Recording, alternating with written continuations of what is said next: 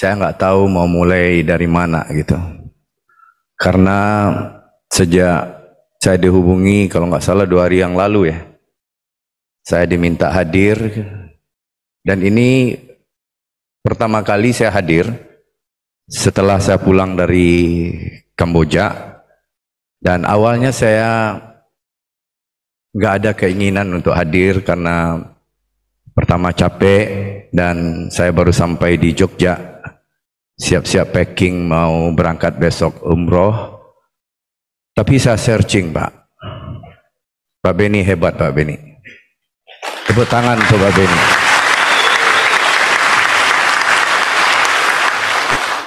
Orang baik akan berkumpul dengan orang-orang baik. Saya yakin itu. Dan saya putuskan, saya hadir di sini. Dan alhamdulillah memang saya ketemu dengan orang-orang baik dan orang-orang hebat yang ada di ruangan ini.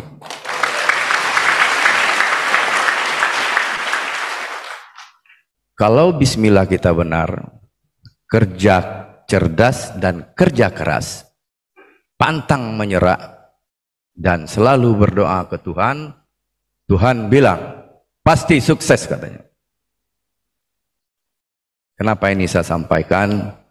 Mudah-mudahan tenaga kerja yang akan berangkat ini pun sudah dari anak-anak yang memang secara kriteria-kriteria yang ditetapkan oleh BP2MI sesuai dengan kapasitas dan kompetensi masing-masing.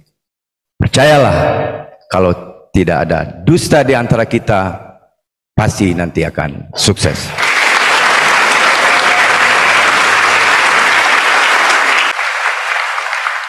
Karena saya percaya Tuhan. Tuhan bilang, kalau umatku katanya ikhlas dalam mengerjakan sesuatu, saya ganti lebih baik. 17 bulan saya tidak pernah bicara ke media. Saya tidak pernah kasih tahu family saya di rumah. Di kampung halaman nggak pernah tahu. Yang tahu hanya saya, istri saya, dan Allah. Tidak pernah saya mengeluh. Dan saya hanya mengeluh di malam hari, Tuhan, tolong pengorbanan saya ini dibalas sesuai dengan kehendak-Mu. Bukan kehendak kita, sesuai dengan kehendak-Mu. Kita boleh nggak punya nafsu, punya keinginan lebih besar? Harus punya keinginan lebih besar. Tuhan, cuman itu Tuhan, saya bilang. Sebelum saya berangkat umroh waktu itu ke Masjidil Haram, di koran, bayangkan tim yang saya bangun dengan melakukan belusukan dan mencari pemain sendiri. Terbentuklah tim Evan Dimas CS itu, dan saya sudah keluar di media. Indra Safri akan diganti oleh Blanco, pelatih yang gagal di senior waktu itu, dan akan menggantikan saya. Bayangkan bagaimana perasaan saya waktu itu. Mau diganti. Begitu saya sampai di Masjidil Haram, saya tahajud di depan pintu Ka'bah. Tuhan, tolong kembalikan tim nasional U19 yang saya bentuk dengan ikhlas, Tuhan. Dan Tuhan pasti tahu apa kerjaan saya. Dan saya tuntut itu ke Tuhan, tolong kembalikan. Apa yang terjadi coba? Begitu saya selesai umroh, saya sampai di Cengkareng, saya ditunggu oleh Pak Lanyala Mataliti dan Pak Joko Dirono dengan kontrak 5 tahun dan nilai 5 kali lipat.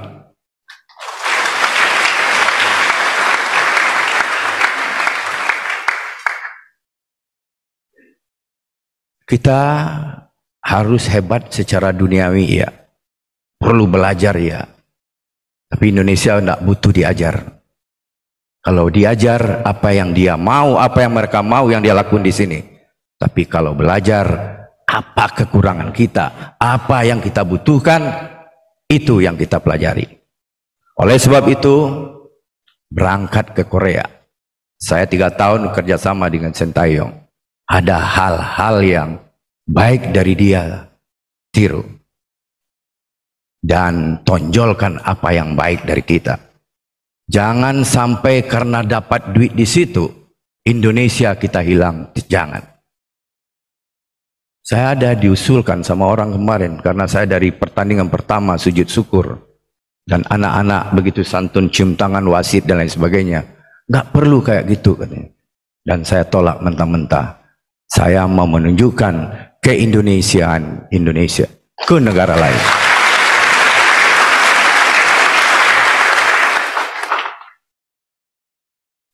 Di Korea nanti kita harus ATM. Amati, tiru, modifikasi.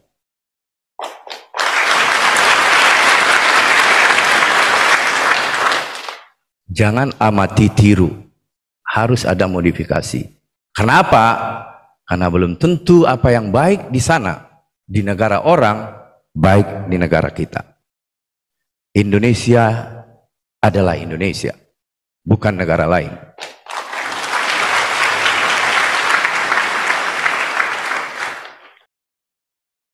Saya, kalau misi saya mencari uang, saat 17 bulan tidak gajian, saya lebih baik bekerja di PT Pos Indonesia. Tapi misi saya bukan itu. Misi saya adalah, saya pingin seperti kemarin, semua orang bergembira dan bangga akan bangsanya dan turun ke jalan.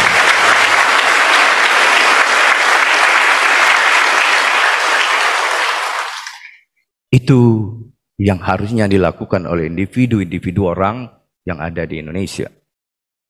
Sesuai kapasitasnya, sesuai kemampuannya, lakukan yang terbaik untuk negara. Selamat jalan untuk semua para pekerja. Percayalah, apa yang dilakukan, apa yang kalian lakukan adalah untuk kebanggaan negara. Jangan takut ke Korea. Kita pernah mengalahkan Korea dan meluluh lantakkan Korea di GBK tahun 2014. Bayangkan, negara saya hanya ingin mengalahkan Korea, dibilang sombong dan takabur. Bagi saya, Indonesia ingin jadi yang terbaik, itu bukan sombong. Kalau kita ingin mengalahkan Korea, ingin mengalahkan apapun, itu adalah optimisme.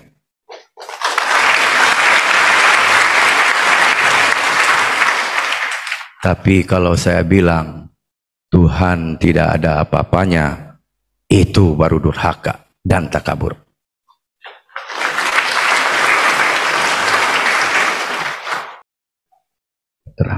Apa yang saya sampaikan sebelum final, saya rencana tadi mau bawa videonya. Saya bilang apa yang kalian takutkan dengan Thailand? Coba apa? Thailand itu pun belum pernah juara dunia. Apa yang kalian takutkan?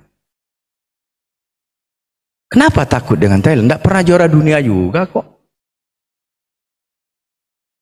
Dan alhamdulillah, begitu pemain masuk lapangan bisa dilihat di TV. Dia lihatkan Indonesia, saya Indonesia.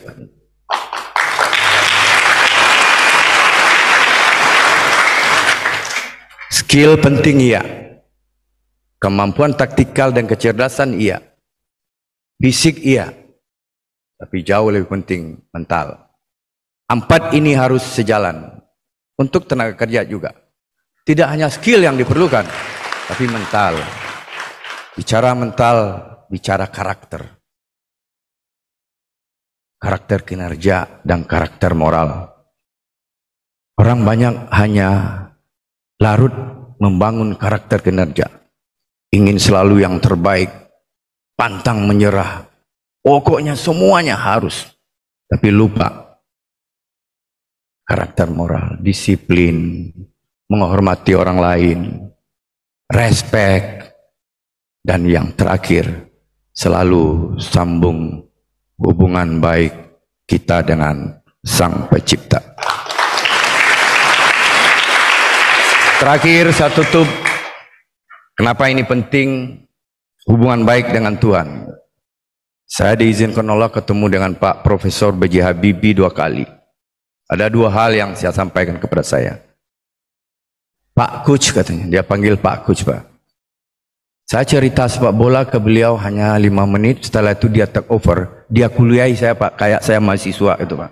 Padahal dia tidak orang bola gitu. Saya terpaksa mendengar 1 jam, dia bercerita tentang sepak bola. Kalau Pak Coach pingin maju sepak bola Indonesia, lakukan 2 hal katanya. Libatkan ilmu, pengetahuan dan teknologi dan sport science katanya. Tapi ada yang jauh lebih penting dan itu saya pegang sampai sekarang. Orang berhasil skill dalam tanda kutip hanya 20% Pak Coach katanya. 80% mental dan spiritual. Setelah saya review Pak Beni, pertandingan-pertandingan saya termasuk pertandingan SEA Games ini. Allahu Akbar. Benar adanya. Saya pernah tertinggal dari Qatar di GBK 6-1. Saya hanya minta ke Tuhan, tolong Tuhan, malu bangsa kami Tuhan. Jadi 65, Pak. Kemarin hanya doa saya begitu, tolong Tuhan, 32 tahun kami nggak juara, tolong Tuhan. Tidak perlu pakai Rabbana Atina fi dunia, nanti terlalu lama. Curhat aja ke Tuhan, kami pingin Tuhan. Kan Tuhan tahu saya ada bekerja ikhlas, saya kerja keras. Mohonlah doa saya Tuhan, dikabulkan kok. Saya tutup pertandingan final yang tahun 2013, masih ingat? Indonesia lawan Vietnam.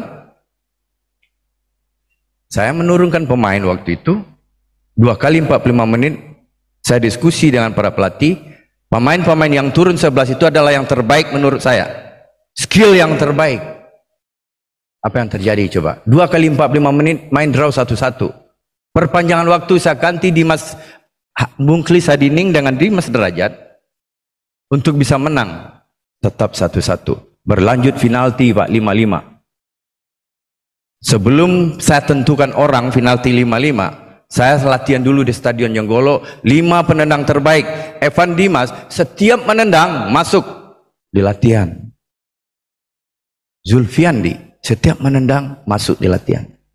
Tapi apa yang terjadi coba? Evan Dimas dan Zulfiandi nggak gol, skor draw. Yang ke-6 nanti bisa dilihat di YouTube, Indonesia Vietnam penalti panggil. Saya juga nunjuk Pak Beni. Vietnam masuk, Indonesia masuk. Yang ke-7 saya menunjuk, dengan sombongnya saya tunjuk. Indonesia nggak masuk, Vietnam ikut-ikut nggak masuk dia. Yang ke-8 saya menunjuk, Vietnam nggak masuk, kita juga nggak masuk. Masih draw. Disitulah saya rendahkan diri saya serendah-rendahnya. Tuhan maafkan saya. Tolong siapa penendang yang ke-9 Tuhan. Dan saya bangkit. Apa yang terjadi coba? Ilham Udin yang di latihan tidak pernah masuk dan dia menunjuk dia yang akan menendang. Coba. Ini real, ini kenyataan. Bapak bisa bayangkan ada orang yang secara skill ada hubungan dengan Pak Habibie tadi. Dia nggak masuk dalam kriteria. Tapi saya waktu itu menguatkan diri saya karena ini petunjuk setelah saya menyerahkan diri bahwa itu adalah dari Tuhan dan saya nggak boleh berubah keimanan saya. Bukanlah saya bukan kiai. Kan diajarkan di operasional agama kita, berzikirlah katanya supaya kamu tidak berubah-ubah gitu. Tapi yang setan itu datang Pak Beni. Apa kata setan? Indra, masa dia yang kamu suruh? Kan tidak masuk. Saya berkutat dengan iman saya ke Tuhan atau saya terpengaruh dengan setan. Semua teori-teori olahraga dan teori-teori penalti tidak terpakai oleh Ilham.